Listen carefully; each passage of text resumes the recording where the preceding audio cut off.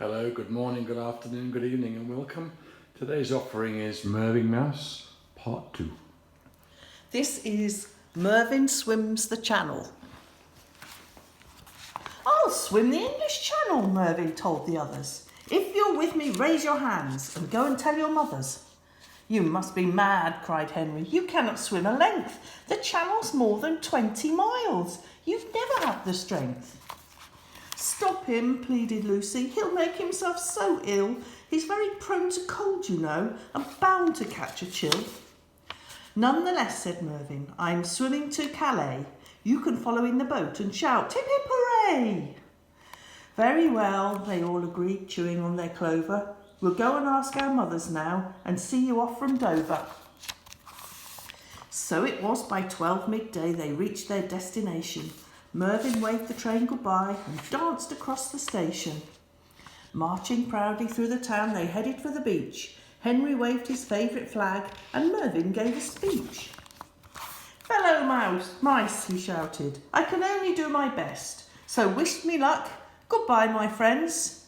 Now has come the test. I will grease you, Lucy said. I've brought a pound of lard. You mustn't catch a cold, my dear. We mice are none too hard. Mervyn gave a mighty screech and dived straight in the ocean. He never heard her frantic cries of love and deep devotion. Stop him, shouted Skinny Bill. We haven't planned his route, apart from which he cannot swim in mac and welly boots. Lucy grabbed at Mervyn's tail and swung him back to land. Then she greased him carefully while Henry held his hand. Forward, lad, said Henry. We'll follow on by boat. Keep your chin up from your chest and try to stay afloat. Everyone began to cheer as Mervyn took the plunge. He was bobbing in the water like a greasy little sponge. Behind him came the others, but their pace was very slow. Skinny Bill turned vivid green, and Lucy couldn't row. Will he sink? She whispered. I fear he's overweight. We should have put him on a diet, but now it's all too late. Mervyn swam on bravely. The skies grew dark and black. Thunder boomed and raindrops fell. He wished he'd worn his mac.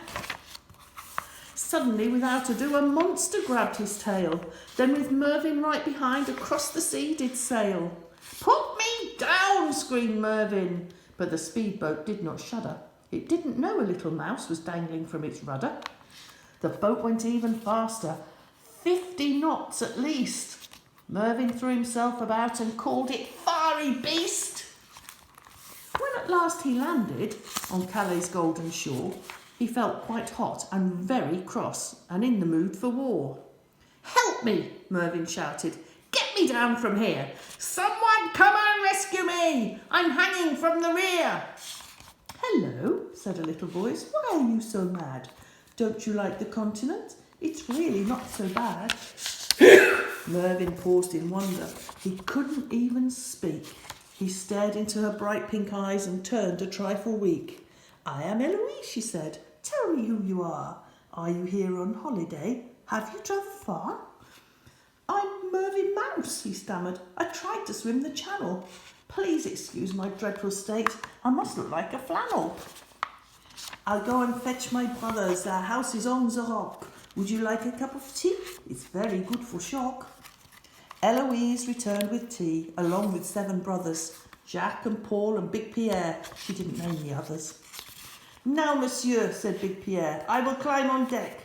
Free your little rudder tail and tie it round your neck. Naughty boy, cried Eloise, you mustn't be so rude. Rescue poor monsieur at once. He's freezing in the nude. They listened most politely to Mervyn's long-lost calls. He chatted on about himself without a moment's pause. English mouse, sighed Big Pierre, never give up hope.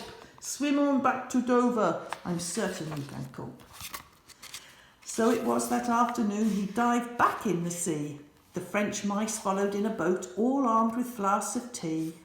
Mervyn swam for miles and miles until by 5 to 7 he sighted Dover's tall white cliffs reaching up to heaven.